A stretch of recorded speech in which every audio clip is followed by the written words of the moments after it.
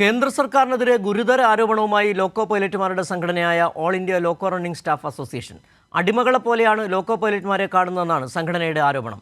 വിവിധ ആവശ്യങ്ങൾ ഉന്നയിച്ച് ലോക്കോ പൈലറ്റുമാർ നടത്തുന്ന സമരം 3ാം ആഴ്ചയിലേക്ക് കടന്നു. ദക്ഷിണ റെയിൽവേയിലെ ലോക്കോ പൈലറ്റുമാർ നടത്തുന്ന അവകാശ സമരം ശക്തമായി തുടരുകയാണ്. അർഹമായ വിശ്രമ സമയം നടപ്പാക്കിത്തരണമെന്നാവശ്യപ്പെട്ടാണ് സമരം. ആഴ്ചയിലുള്ള വിശ്രമം 46 മണിക്കൂർ ആക്കണമെന്നും തുടർച്ചയായ രാത്രി ഡ്യൂട്ടി ഒഴിവാക്കണമെന്നുമാണ് സമരക്കാരുടെ ആവശ്യം. ഇത് റെയിൽവേ മുൻകാലങ്ങൾ റെയിൽവേയുടെ ഓർഡറിൽ തന്നെ കൃത്യമായിട്ട് പറയുന്നുണ്ട്.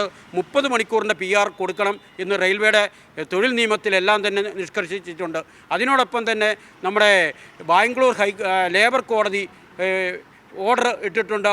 കറക്റ്റായിട്ട് 30 മണിക്കൂർ പീരിയോഡിക്കൽ റെസ്റ്റും 16 മണിക്കൂർ ദൈനംദിന റെസ്റ്റും ഇത് രണ്ടാണെന്നും അത് രണ്ടായിട്ട് കൊടുക്കണം എന്ന് കൃത്യമായിട്ട് അതിൻ്റെ അകത്ത് നിർവചനം കൊടുത്തിട്ടുണ്ട്.